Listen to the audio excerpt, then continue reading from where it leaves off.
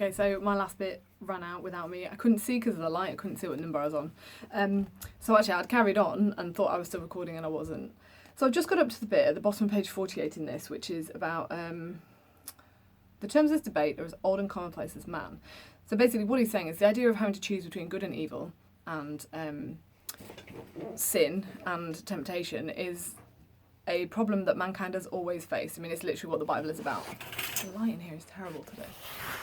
I also hate watching myself back. I look really old. And I know that you already think I'm old, but in my head I'm not. This is the problem with getting old, is that you don't think you do. And when I'm looking at myself on here, I don't look that bad. And then I have, I was bitten by a dog when I was 24 and I've got quite a bad scar here now. I had to have big stitches in there.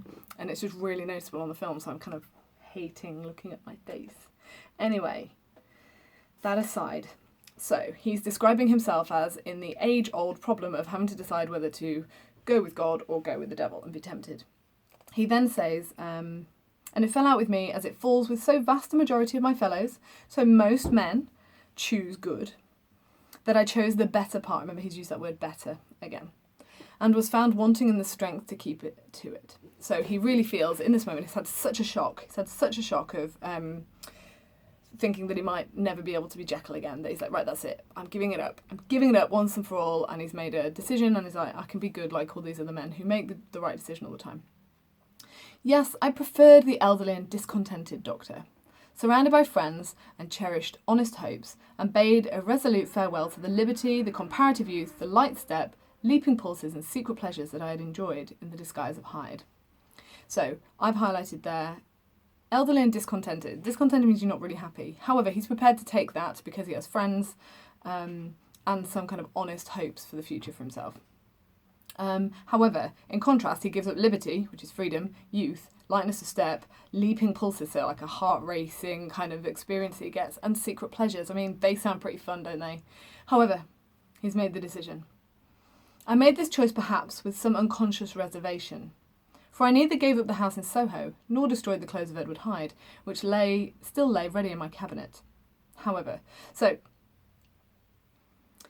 remember, he's telling this story in hindsight, so at the time, he remembers thinking, that's it, I'm cutting Edward Hyde out. But with hindsight, he thinks to himself, but did I really mean it? Because I kept the house and I kept his clothes. That's a bit like an alcoholic saying, I'm giving up the alcohol, but then keeping a secret stash of beer in the cupboard. It's exactly what it is, knowing full well that actually you might not be quite done yet with your addiction. So, for 2 months, however, I was true to my determination. For 2 months, I led a life of such severity as I had never before attained to, and enjoyed the compensations of an approving conscience. So for 2 whole months, 8 weeks, which is less time than we have been in lockdown now, so I have even less sympathy for Jekyll than I previously have when reading this novel. Oh, for 8 whole weeks, he's been really good. Okay, and the word severity, like to be severe, means, you imagine the kind of stiff British upper lip, like, oh, yes, blah, blah, blah, blah, blah. These rich people being very, very severe, like not drinking the wine that they want to drink, but like Utterson, not going to the theatre even though you love it, so he's been really hard on himself. And his conscience is therefore feeling much better for that, for the whole 8 weeks that he's been good.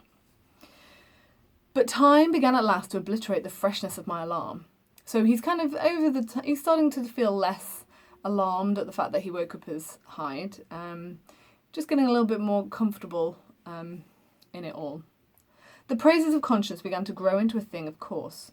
I began to be tortured with throes and longings, as of Hyde struggling after freedom. And at last, in an hour of mortal weakness, I once again compounded and swallowed the transforming draught. So please highlight, I began to be tortured with throes and longings. So tortured, really aggressive verb, like the idea that his whole body his mind is yearning to be Hyde. He describes them as throes and longings, so it is something desperate that he's seeking.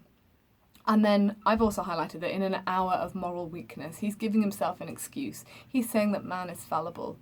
Man can't possibly be asked to resist temptation all the time. You say no, thank you, couldn't possibly. No, thank you. At some point, you're going to relent.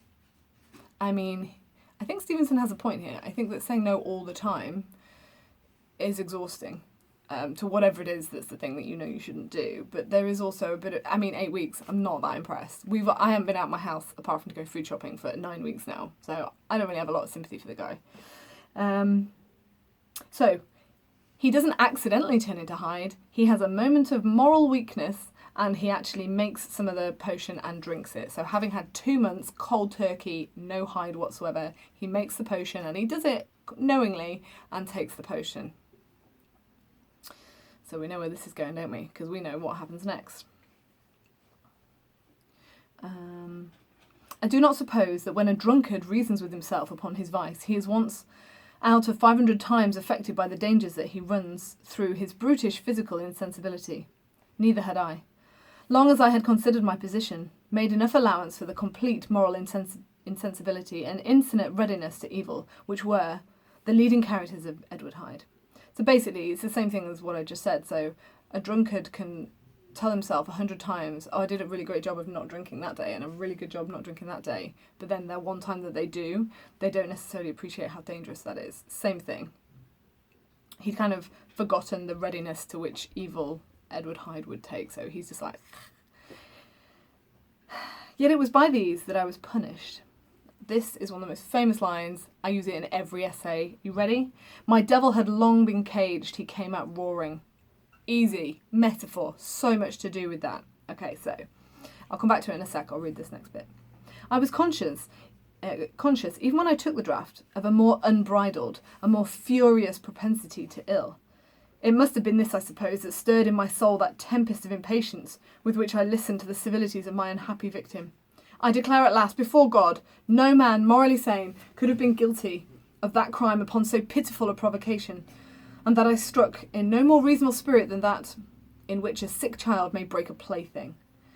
But I had voluntarily stripped myself of all those balancing instincts, by which even the worst of us continues to walk with some degree of steadiness among temptations, and in my case, to be tempted, however slightly, was to fall. Okay, so he's about to describe in really serious detail the murder of Danvers Carew. So what I've done is, from My Devil Had Long Been Caged, which is this purple, oh you can't see because the light, that purple bit there, I've put down the side here, this is the murder of Danvers Carew, down there. Okay, and this next bit is really good for language analysis. As you can see, I picked out the keywords there. I'm running out of battery, which is a bit annoying. I think what I'll do is I'll try and get through this bit without it cutting me off, and then I'll stop. So, the metaphor, please put it down on the Jekyll page. My devil had long been caged, he came out roaring. So, my devil, it's like a wild animal, but it's also relative to the devil, hell. Had long been caged, this image of like a trapped animal pacing round a cage, getting more and more agitated, and it came out roaring. So you've got this extended metaphor just in that one sentence. You can use it in every essay.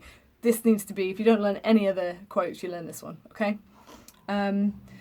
So he also uses the word unbridled and more ferocious. So a bridle is something you put on a horse, so if you take it off, it runs free. So because he hasn't been Edward Hyde for 2 months, he suddenly goes crazy, absolutely wild. He's describing it like a wild animal, but also connecting it to the devil at the same time. So we know, obviously, the Darwinism stuff here. And he actually says, he declares before God that no man, morally sane, so not like mentally, but morally, could have done the things that he did to Danvers Carew without provocation. So he is outwardly accepting that there was absolutely no reason to kill Danvers Carew. None. And his metaphor for describing it, like a sick child may break a plaything.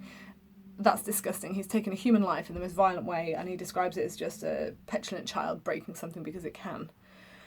I find that quite shocking. And he also uses the metaphor, I don't know, I'm sure you know the story of how the devil came to be, but he used to be second in command in heaven. He didn't like being second in command, so he fell from heaven and wanted to rule in hell. So the idea that the imagery of him being tempted and falling is, he's essentially saying he's like the fallen angel. He has become the devil in this moment.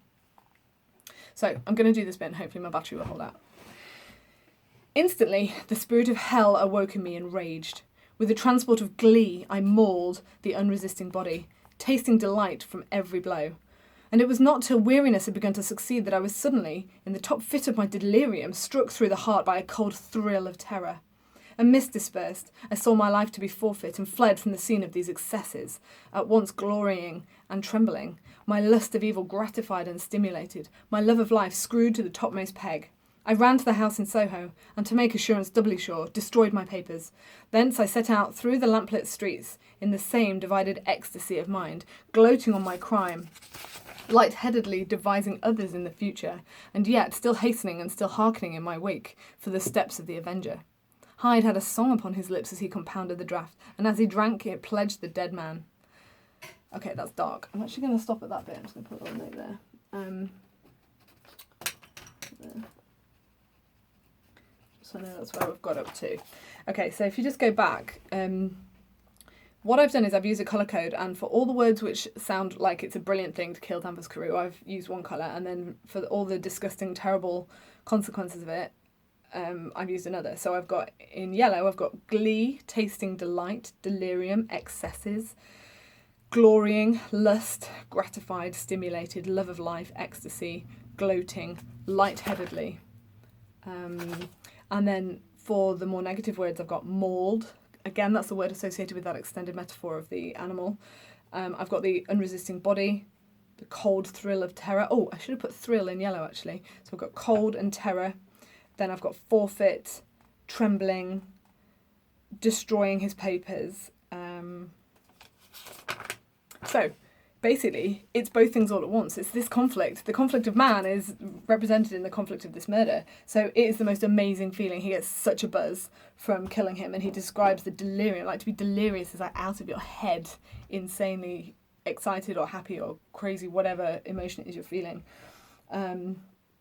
So he runs back to the house, destroys a load of stuff, and then actually goes back onto the streets. When it says he lightheadedly devising others in the future, he's planning other murders. He's got such a high of killing Danvers Carew for no reason at all. He's like, how can I do this again? When can I do it again? This feels great. I've never heard of anything. So brilliant. I don't know what my children are doing out there. It's a weird noise. What was I going to say? They've thrown me there. Oh, just the fact that he's really, really, really enjoying it. He's running away because he's waiting to hear the steps of his avenger. So he's assuming that he's going to get caught. He's running away, and it's almost like a bit of an excitement of the chase. He has a song upon his lips as he compounded the draught, and he pledged to the dead man. That's so disrespectful. So he's like, here's to you, Danvers, and knocks back the potion to turn back into his alibi where he can't be caught. Edward Hyde no longer exists when he turns back into Jekyll. So it's really disrespectful. He's clearly enjoyed the whole thing, and he's completely messed up. Now, because we've already know about the violence and what happened with the Danvers Carew, you can kind of understand why it just seemed so out of the blue, because it was quite literally out of the blue. For 2 months he'd been caged, and I imagine a starved animal, a starved wild animal trapped in a cage that come out, they're going to be absolutely horrific. And that's the metaphor that he's used for that whole bit. So guys, I'm going to stop there, which I know is a little bit random because it's kind of in the middle of a paragraph, but it does seem like quite a good place to stop in terms of what's going on. As you can see, it doesn't get any easier. Like, we're up here at the minute, but there's just so much going on in this last section. Anyway, I'm going to stop there because I'm going to run out of battery. And I think I've managed to delete more stuff on my phone, so I might be able to do longer videos. Anyway, I hope you're all okay, and I'll do some more videos this week. It's just quite time consuming, and YouTube decided to change their process for how to put videos on. I've only just learned how to use YouTube, and then they changed it, but I figured it out. Okay, bye.